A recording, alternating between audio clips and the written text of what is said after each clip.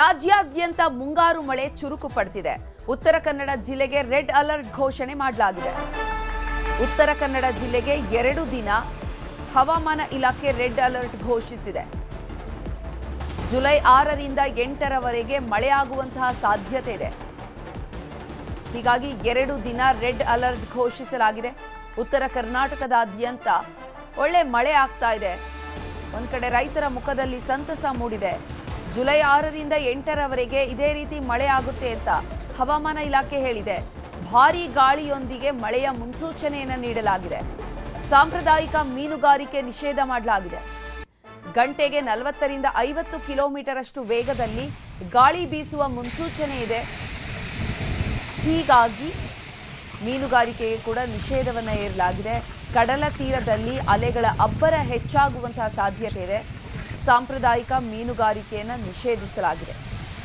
ಮೀನುಗಾರಿಕೆಗೆ ತೆರಳದಂತೆ ಮೀನುಗಾರರಿಗೆ ಸೂಚನೆಯನ್ನು ನೀಡಲಾಗಿದೆ. ಭಾರೀ ಗಾಳಿ ಬೀಸುತ್ತೆ ಅಂತ ಹೇಳಿ ಹವಾಮಾನ ಇಲಾಖೆ ಎಚ್ಚರಿಕೆ ನೀಡಿದೆ. ರೆಡ್ ಅಲರ್ಟ್ ಘೋಷಣೆ ಮಾಡಲಾಗಿದೆ.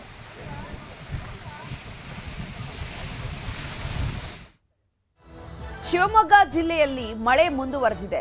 ತೀರ್ಥಹಳ್ಳಿ, ಹೊಸನಗರ, ಸಾಗರ ಭಾಗದಲ್ಲಿ ಮಳೆ ಆಗ್ತಾ ಇದೆ. ಸಂಜೆ ವೇಳೆಗೆ ಸ್ವಲ್ಪ ಮಟ್ಟಿಗೆ ಬಿಡುವು ನೀಡಿದೆ ಮಳೆ. ಮಲೆನಾಡಿನ ಹೆಬ್ಬಾಗಿಲು ಶಿವಮೊಗ್ಗದಲ್ಲಿ ಮಳೆ ಮುಂದುವರೆದಿದೆ. ಡ್ಯಾಂಗಳೆಲ್ಲವೂ ಕೂಡ ಭರ್ತಿಯಾಗಿದೆ. ಗಾಜನೂರಿನ ತುಂಗಾ ಡ್ಯಾಂನಿಂದ ನೀರನ್ನ ಹೊರಬಿಡಲಾಗ್ತಾ ಇದೆ. ನದಿಗೆ 20,000 ಕ್ಯೂಸೆಕ್ ನೀರನ್ನ ರಿಲೀಸ್ ಮಾಡಿದ್ದಾರೆ. 3 ಟಿಎಂಸಿಯಷ್ಟು ಸಾಮರ್ಥ್ಯದ ಗಾಜನೂರು ಜಲಾಶಯ ಈಗಾಗಲೇ 2.5 ಟಿಎಂಸಿಯಷ್ಟು ಭರ್ತಿಯಾಗಿದೆ. ಈ ಹಿನ್ನೆಲೆಯಲ್ಲಿ ನೀರನ್ನ ಹೊರಕ್ಕೆ ಬಿಡಲಾಗ್ತಾ ಇದೆ. 9,000 ಕ್ಯೂಸೆಕ್ ಅಷ್ಟು ನೀರು ಒಳಹರಿವಿದೆ. ಈ ಹಿನ್ನೆಲೆಯಲ್ಲಿ ಶೀಘ್ರದಲ್ಲೇ ಜಲಾಶಯ ಭರ್ತಿಯಾಗುವಂತಹ ಸಾಧ್ಯತೆ ಇದೆ. ಶಿವಮೊಗ್ಗ ನಗರದ ತುಂಗಾ ನದಿಯಲ್ಲಿ ನೀರು ಹರಿತಾ ಇರುವ ಹಿನ್ನೆಲೆಯಲ್ಲಿ ತುಂಗಾ ನದಿ ಪಾತ್ರ ಕಳೆಗಟ್ಟಿದೆ. ತುಂಗಾ ನದಿ ಪಾತ್ರದ ಜನರಿಗೆ ಎಚ್ಚರಿಕೆಯನ್ನು ಕೂಡ ನೀಡಿದೆ ಜಿಲ್ಲಾಡಳಿತ.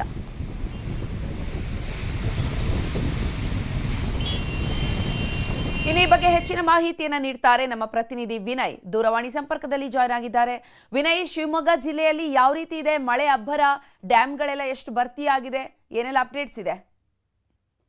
ಚೈತ್ರ, ಏನು ಮುಂಗಾರು ಮಳೆ ಮೊದಲಿಗೆ ಕೈ ಕೊಟ್ಟಿತ್ತು, ಆದ್ರೆ ಈಗ ಮುಂಗಾರು ಮಳೆ ಏನಿದೆ ತನ್ನ ಅಬ್ಬರವನ್ನ ತೋರಿಸ್ತದೆ ಅಂತಾನೆ ಹೇಳ್ಬೋದು. ಯಾಕಂದ್ರೆ ಉತ್ತರ ಕನ್ನಡ ಜಿಲ್ಲೆ ಆಗಿರ್ಬೋದು, ಹಾಗೆ ಕರಾವಳಿ ಭಾಗ ಆಗಿರ್ಬೋದು, ಈ ಭಾಗಗಳಿಗಾಗಿ ಈಗ ರೆಡ್ ಅಲರ್ಟ್ ಅನ್ನ ಈಗಾಗಲೇ ಹವಾಮಾನ ಇಲಾಖೆ ಘೋಷಣೆ ಮಾಡಿದೆ. ಅದರಲ್ಲೂ ಕೂಡ ಜುಲೈ 6ರಿಂದ 8ರವರೆಗೆ ಕೂಡ ಅತಿ ಹೆಚ್ಚು ಮಳೆ ಆಗುವ ಸಾಧ್ಯತೆ ಇದೆ. ಅದ್ರ ಜೊತೆಗೆ ಭಾರಿ ಗಾಳಿ ಮಳೆ ಕೂಡ ಬರುವ ಸಾಧ್ಯತೆ ಇದೆ. ಹಾಗಾಗಿ ಏನು ಹವಾಮಾನ ಇಲಾಖೆ ಒಂದಿಷ್ಟು ಎಚ್ಚರಿಕೆಯನ್ನ ಕೂಡ ನೀಡಿದೆ. ಯಾಕಂದ್ರೆ ಗಂಟೆಗೆ 40ರಿಂದ 50 ಕಿಲೋಮೀಟರ್ ವೇಗದಲ್ಲಿ ಗಾಳಿ ಬೀಸುವಂತ ಸಾಧ್ಯತೆ ಕೂಡ ಇರೋದ್ರಿಂದ ಯಾರೂ ಕೂಡ ಕಡಲ ತೀರಕ್ಕೆ ಏನು ಹೋಗಬಾರ್ದು. ಜೊತೆಗೆ ಒಂದಿಷ್ಟು ಏನು ಅಲ್ಲಿರುವಂತ ಜನರಿಗೂ ಕೂಡ ಎಚ್ಚರಿಕೆಯನ್ನ ನೀಡಲಾಗಿದೆ. ಯಾಕಂದ್ರೆ ಸಾಂಪ್ರದಾಯಿಕ ಮೀನುಗಾರಿಕೆಯನ್ನ ಮಾಡ್ತಿದ್ದಂತ ಜನರು ಏನಿರ್ತಾರೆ ಅವರು ಏನು ಕರಾವಳಿಯ ಭಾಗದಲ್ಲಿ ಕೆಳಗೆ ಅಂದ್ರೆ ಸಮುದ್ರಕ್ಕೆ ಇಳಿಬೇಡಿ ಅನ್ನೋ ಒಂದು ಮಾತುಗಳನ್ನ ಕೂಡ ಈಗ ಆಡ್ತಾರೆ. ಅದ್ರ ಜೊತೆಗೆ ಮಲೆನಾಡಿನ ಭಾಗದಲ್ಲೂ ಅತಿ ಹೆಚ್ಚು ಮಳೆ ಆಗ್ತಾ ಇರೋದ್ರಿಂದ ಕಳೆದ ವಾರ ಅಷ್ಟೇ ಏನು ಮುಂಗಾರು ವಾಡಿಕೆ ಮಳೆ ಇತ್ತು, ಅದಕ್ಕೂ ಕೂಡ ಕಡಿಮೆಯಾಗಿ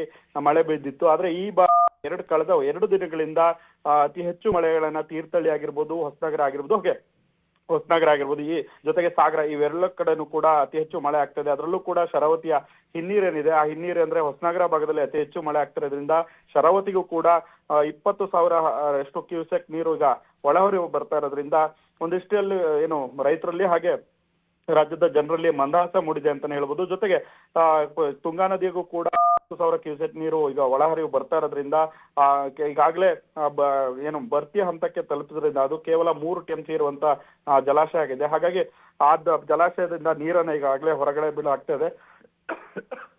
ಏನು 20 ಕ್ರೆಸ್ಟ್ ಗೇಟ್ಗಳಲ್ಲಿ ಈಗಾಗಲೇ 10 ಕ್ರೆಸ್ಟ್ ಗೇಟ್ಗಳ ಮೂಲಕ 20,000 ಕ್ಯೂಸೆಕ್ ನೀರನ್ನ ಈಗಾಗಲೇ ಹೊರ ಬಿಡ್ತಾ ಇದ್ರೆ. ಹಾಗಾಗಿ ನದಿ ಪಾತ್ರದ ಜನರಿಗೆ, ಅದರಲ್ಲೂ ಕೂಡ ರೈತರಿಗೆ ಏನು ನದಿ ಪಾತ್ರದಲ್ಲಿ ಇಳಿಬಾರ್ದು ಅನ್ನೋ ಒಂದು ಮಾಹಿತಿಯನ್ನು ಕೂಡ ಜಿಲ್ಲಾಡಳಿತ ನೀಡಿದೆ. ಚೈತ್ರ, ಧನ್ಯವಾದ ವಿನಯ್ ತಮ್ಮೆಲ್ಲ ಮಾಹಿತಿಗಾಗಿ. ಇಷ್ಟು ದಿನ ಮಾಯವಾಗಿದ್ದ ವರುಣ ಕರುಣೆ ತೋರಿದ್ದಾನೆ. ಉತ್ತರ ಕರ್ನಾಟಕದಲ್ಲಿ ಮಳೆ ಅಬ್ಬರಿಸ್ತಾ ಇದ್ದು ಕಂಗಾಲಾಗಿದ್ದ ರೈತರ ಮೊಗದಲ್ಲಿ ಸಂತಸ ಮೂಡಿದೆ. ಮತ್ತೊಂದು ಕಡೆ ಜಲಾಶಯಗಳಿಗೆ ನೀರು ಹರಿದು ಬರ್ತಾ ಇದ್ದು ಫಾಲ್ಸ್ಗಳಿಗೆ ಜೀವ ಕಳೆ ಬಂದಿದೆ.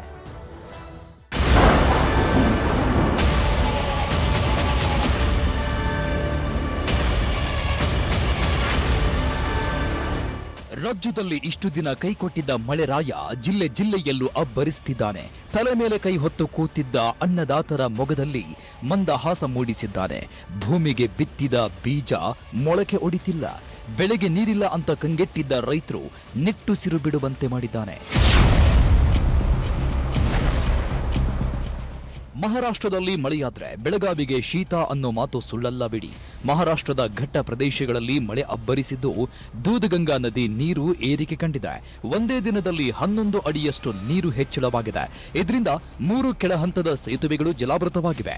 ಸೇತುವೆ ಮುಳುಗಡೆ ಹಿನ್ನೆಲೆ ಗ್ರಾಮಸ್ಥರಿಗೆ ಸುತ್ತುವರೆದು ಸಂಚಾರ ಮಾಡುವ ಪರಿಸ್ಥಿತಿ ಇದೆ.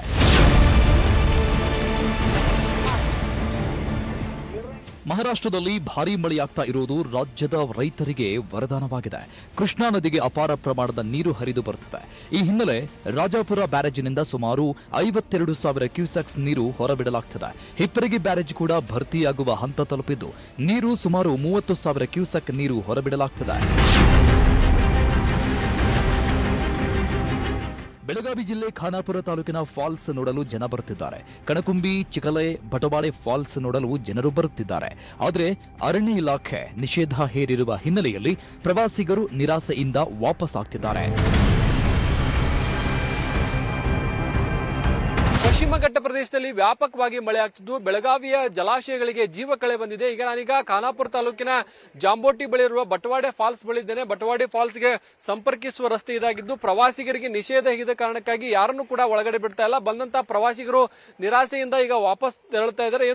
ಬೆಳಗಾವಿಯಲ್ಲಿ ಕಳೆದ 3-4 ದಿನಗಳಿಂದಲೂ ಕೂಡ ಪಶ್ಚಿಮ ಘಟ್ಟ ಪ್ರದೇಶದಲ್ಲಿ ಮಳೆ ಆಗ್ತಿರೋ ಕಾರಣಕ್ಕಾಗಿ ಖಾನಾಪುರ ತಾಲೂಕಿನ ಹಲವು ಜಲಾಶಯಗಳಿಗೆ ಜೀವ ಕಳೆ ಬಂದಿದೆ. ಅದರಲ್ಲೂ ಪ್ರಮುಖವಾಗಿ ಚಿಕ್ಲೆ ಆಗಿರ್ಬೋದು, ಬಟವಾಡೆ, ಕಣಕುಂಬಿ ಸೇರಿದಂತೆ 10ಕ್ಕೂ ಹೆಚ್ಚು ಜಲಾಶಯಗಳು ಖಾನಾಪುರ ಭಾಗದಲ್ಲಿರ್ತಕ್ಕಂಥದ್ದು. ಈ ಒಂದು ಜಲಾಶಯಗಳಿಗೆ ಅರಣ್ಯ ಇಲಾಖೆ ನಿಷೇಧವನ್ನು ಹೇರಿದೆ. ಜಲಾಶಯ ಸುತ್ತಮುತ್ತ ಪ್ರವೇಶ ಆಗಿರಬಹುದು ಮತ್ತು ಚಾರಣಕ್ಕೆ ಅವಕಾಶವನ್ನ ನೀಡಿಲ್ಲ. ಹೀಗಾಗಿ ಬಂದಂತಹ ಪ್ರವಾಸಿಗರು ನಿರಾಸೆಯಿಂದ ಈಗ ವಾಪಸ್ ತೆರಳುತ್ತಾ ಇದ್ದಾರೆ. ಬೆಳಗಾವಿಯ ಪ್ರಸಿದ್ಧ ಗೋಕಾಕ್ ಫಾಲ್ಸ್ಗೆ ಜೀವ ಕಳೆ ಬಂದಿದೆ. ಫಾಲ್ಸ್ನಲ್ಲಿ ಹಾಲ್ನೊರೆಯಂತೆ ನೀರು ಧುಮ್ಮಿಕ್ತಾ ಇದ್ದು ಪ್ರವಾಸಿಗರ ಕಣ್ಮನ ಸೆಳೀತಾ ಇದೆ. ಪಶ್ಚಿಮ ಘಟ್ಟ ಪ್ರದೇಶದಲ್ಲಿ ಭಾರೀ ಮಳೆಯಾದ ಹಿನ್ನೆಲೆ ಜಲಪಾತದಲ್ಲಿ ನೀರಿನ ಹರಿವು ಹೆಚ್ಚಾಗಿದ್ದು ಜಲಪಾತದ ವೈಭವ ನೋಡಲು ಪ್ರವಾಸಿಗರ ದಂಡೇ ಹರಿದು ಬರುತ್ತಿದೆ. ಬೆಳಗಾವಿ ಜಿಲ್ಲೆಯಲ್ಲಿ ಕಳೆದ 4 ದಿನಗಳಿಂದ ಮಳೆರಾಯ ಅಬ್ಬರಿಸುತ್ತಿದ್ದಾನೆ. ಸತತ ಮಳೆ ಹಿನ್ನೆಲೆ ಬೃಹತ್ ಹುಣಸೆ ಮರ ಧರೆಗುರುಳಿದೆ. ಮರ ಬಿದ್ದ ರಭಸಕ್ಕೆ 4 ಮನೆಗಳಿಗೆ ಹಾನಿಯಾಗಿದ್ದು ಮನೆಯಲ್ಲಿದ್ದವರು ಪ್ರಾಣಾಪಾಯದಿಂದ ಪಾರಾಗಿದ್ದಾರೆ. ಮನೆಯಲ್ಲಿ ಕೆಲ ವಸ್ತುಗಳು ಜಖಮಾಗಿದ್ದು ಪರಿಹಾರಕ್ಕೆ ಕುಟುಂಬಸ್ಥರು ಮನವಿ ಮಾಡಿದ್ದಾರೆ. ನಿನ್ನೆ ಮಧ್ಯಾಹ್ನ 1 ಗಂಟೆಗೆ ಇದು ಘಟನೆ ಆಗಿತ್ತು. ನಾವು ಮೇಲೆ ಮತ್ತು ನಮ್ಮ ಮಿಸೆಸ್ ಮೇಲೆ ಹತ್ತಿದ್ದು ನಾವು ಅದು ಸೊರತೈತೆ ಅದಕ್ಕೆ ಮಾಡಕ್ಕೆ ಹೋಗಿದ್ದು ನಾವು. ಆವಾಗ ಕರ್ ಆವಾಜ್ ಬಂತು ಗಿಡದ ಬೀಳ್ತಿದೆ ಅಂತ ನೋಡಿದ ಮೇಲೆ ಇವ್ರು ನಮ್ಮ ಮಿಸೆಸ್ ನಮ್ಮ ಕೈ ಜಗಿತ್ತು. ಕೈಗೆ ನಾನು ಪ್ರಾಣ ಹಾನಿ ಉಳಿದ್ ನಂದು. ಇಲ್ಲಾಂದ್ರೆ ನಾವು ಪ್ರಾಣ ಹೋಗ್ತಿದ್ದು. ಮತ್ತು ಅದು ಎಲ್ಲ ಪೆಟ್ಟಾಗಿತ್ತು ಕಾಲಿಗೆ. ಬೆಳಗಾವಿಯಲ್ಲಿ ಕಳೆದ 3 ದಿನಗಳಿಂದ ನಿರಂತರ ಮಳೆಯಾಗ್ತಿದೆ. ಮಳೆ ಹೊಡೆತಕ್ಕೆ ಅಶೋಕನಗರದಲ್ಲಿರುವ ಹೋಲ್ಸೇಲ್ ಹಣ್ಣಿನ ಮಾರುಕಟ್ಟೆ ಬಳಿ ಸಾಲು ಸಾಲು ಗುಂಡಿಗಳ ಸಾಮ್ರಾಜ್ಯವೇ ಸೃಷ್ಟಿಯಾಗಿದೆ. ಹೆಜ್ಜೆ ಹೆಜ್ಜೆಗೂ ಬಿದ್ದ ಗುಂಡಿ ಕಂಡು ಬೆಳಗಾವಿ ಮಂದಿ ಕಂಗಾಲಾಗಿದ್ದಾರೆ. ವಾಹನ ಸವಾರರು ಜೀವ ಕೈಯಲ್ಲಿ ಹಿಡಿದು ಸಂಚಾರ ಮಾಡುತ್ತಿದ್ದಾರೆ. ರಸ್ತೆ ಗುಂಡಿ ಸರಿಪಡಿಸದ ಪಾಲಿಕೆ ಅಧಿಕಾರಿಗಳ ವಿರುದ್ಧ ಸಾರ್ವಜನಿಕರು ಆಕ್ರೋಶ ಹೊರಹಾಕ್ತಿದ್ದಾರೆ. ಬೆಳಗಾವಿ ನಗರದಲ್ಲಿ ಸತತವಾಗಿ 4 ದಿನಗಳಿಂದಲೂ ಕೂಡ ಮಳೆ ಆಗ್ತಿದೆ. ಮಳೆ ಅವಾಂತರಕ್ಕೆ ಗುಂಡಿ ಗಂಡಾಂತರ ಈಗ ಆರಂಭವಾಗಿರ್ತಕ್ಕಂಥದ್ದು. ಬೆಳಗಾವಿಯ ಫ್ರೂಟ್ ಮಾರ್ಕೆಟ್ ರಸ್ತೆಯಲ್ಲಿ ನಾನಿದ್ದೇನೆ. ಇದು ರಾಷ್ಟ್ರೀಯ ಹೆದ್ದಾರಿಯ ಸರ್ವಿಸ್ ರಸ್ತೆ. ಸಂಪೂರ್ಣವಾಗಿ ಈ ಒಂದು ರಸ್ತೆ ಹಾಳಾಗಿರ್ತಕ್ಕಂಥದ್ದು. ರಸ್ತೆಯಲ್ಲಿ ಸಂಪೂರ್ಣವಾಗಿ ಗುಂಡಿಗಳು ಬಿದ್ದಿವೆ. ಸುಮಾರು 2 ಕಿಲೋಮೀಟರ್ ಉದ್ದದ ಈ ಒಂದು ರಸ್ತೆ ಸಂಪೂರ್ಣವಾಗಿ 2-3 ತಿಂಗಳಿಂದಲೂ ಕೂಡ ಹಾಳಾಗಿತ್ತು. ಆದರೆ ಮಳೆ ಬರದ ಕಾರಣಕ್ಕಾಗಿ ಗುಂಡಿಗಳು ಕಾಣ್ತಾ ಇದ್ವು. ಈಗ ಮಳೆ ನೀರು ನಿಂತು ಗುಂಡಿಗಳು ಕಾಣದಂತಹ ಸ್ಥಿತಿ ನಿರ್ಮಾಣವಾಗಿದೆ. ಹೀಗಾಗಿ ಈ ಒಂದು ರಸ್ತೆಯಲ್ಲಿ ಓಡಾಡಕ್ಕೆ ಜನ ಪರದಾಡುವಂತದ್ದು. ಇಲ್ಲಿ ಪಕ್ಕದಲ್ಲೇ ಒಂದು ಫ್ರೂಟ್ ಮಾರ್ಕೆಟ್ ಇದೆ. ಮಾರ್ಕೆಟ್ಗೆ ನಿತ್ಯ ಗೂಡ್ಸ್ ವಾಹನಗಳು ಹಾಗೇನೆ ಸಾರ್ವಜನಿಕರು ಅನೇಕರು ಬರ್ತಾರೆ. ಆದರೆ ಈ ಒಂದು ರಸ್ತೆ ಗುಂಡಿಗಳಿಗೆ ಬಿದ್ದು ಅನೇಕರು ಗಾಯಗೊಂಡರು ಕೂಡ ಈ ಒಂದು ರಸ್ತೆ ಸುಧಾರಣೆ ಆಗಿಲ್ಲ.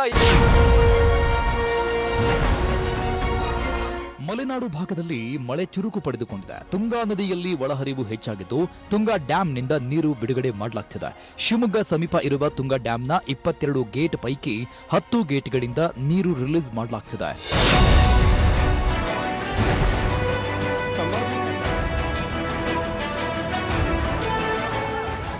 ಮತ್ತೊಂದು ಕಡೆ ಶರಾವತಿ ನದಿ ಪಾತ್ರದಲ್ಲೂ ಮಳೆಯಾಗ್ತಿದ್ದು ಜೋಗ ಫಾಲ್ಸ್ ಕಳೆ ಕಟ್ಟುತ್ತಿದೆ.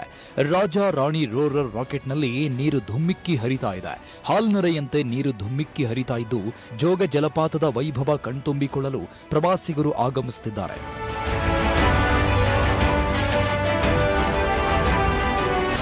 ಜೋಗ ಬಂದು ತುಂಬ ಚೆನ್ನಾಗಿ ನೀರಿದೆ. ಆಲ್ಮೋಸ್ಟ್ ರಾಜಾ ರಾಣಿ ರಾಕೆಟ್ ರೋಡ್ ಫುಲ್ ನೀರು ತುಂಬಿಕೊಂಡಿದೆ. ಇದು ನೋಡೋಕೆ ತುಂಬ ಚೆನ್ನಾಗಿದೆ. Enjoying a lot. ತುಂಬ ಚೆನ್ನಾಗಿದೆ ಚೆನ್ನಾಗಿದೆ ನೀರು. ಈ ವರ್ಷ ಸ್ಟಾರ್ಟಿಂಗಲ್ಲಿ ಮಳೆ ಇಲ್ಲ ಅಂತ ಹೇಳ್ತಿದ್ರು, ಬಟ್ ಆದರೂ ಕೂಡ ನೀರು ತುಂಬ ಚೆನ್ನಾಗಿದೆ. ನಾನು ಫಸ್ಟ್ ಟೈಮ್ ಬಂದಿರೋದೇ ಚೆನ್ನಾಗಿದೆ. ಬಂದು ವಿಸಿಟ್ ಮಾಡಿ.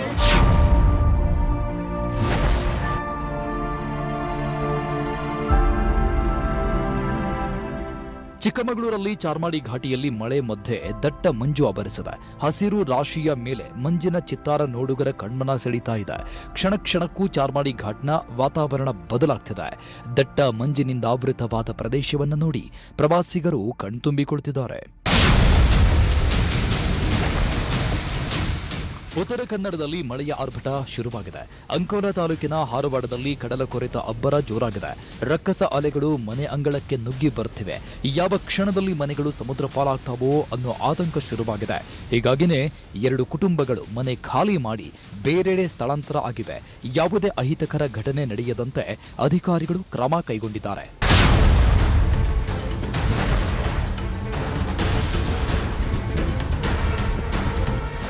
ಹಾಸನ ಜಿಲ್ಲೆಯಲ್ಲೂ ಧಾರಾಕಾರ ಮಳೆಯಾಗ್ತಿದೆ.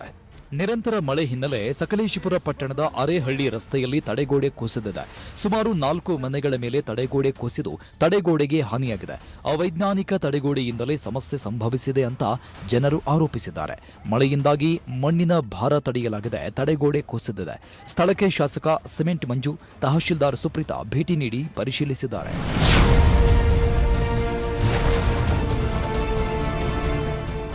ಕೊಡಗು ಭಾಗದಲ್ಲಿ ಮುಂಗಾರು ಚುರುಕಾದ ಹಿನ್ನೆಲೆಯಲ್ಲಿ 6 ತಿಂಗಳ ಬಳಿಕ ಕೆಆರ್ಎಸ್ ಡ್ಯಾಂನ ಒಳಹರಿವಿನ ಪ್ರಮಾಣ ಕೊಂಚ ಏರಿಕೆ ಕಂಡಿದೆ.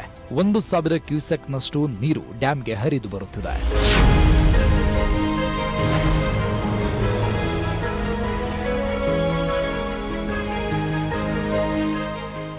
ಮೈಸೂರು ಜಿಲ್ಲೆಯಲ್ಲಿ ಮುಂಗಾರು ಮಳೆ ಚುರುಕುಗೊಂಡಿದೆ. ಕಳೆದ 2-3 ದಿನಗಳಿಂದ ಜಿಲ್ಲೆಯಾದ್ಯಂತ ಮೋಡ ಕವಿದ ವಾತಾವರಣವಿದ್ದು ಜಿಟಿಜಿಟಿ ಮಳೆ ಶುರುವಾಗಿದೆ.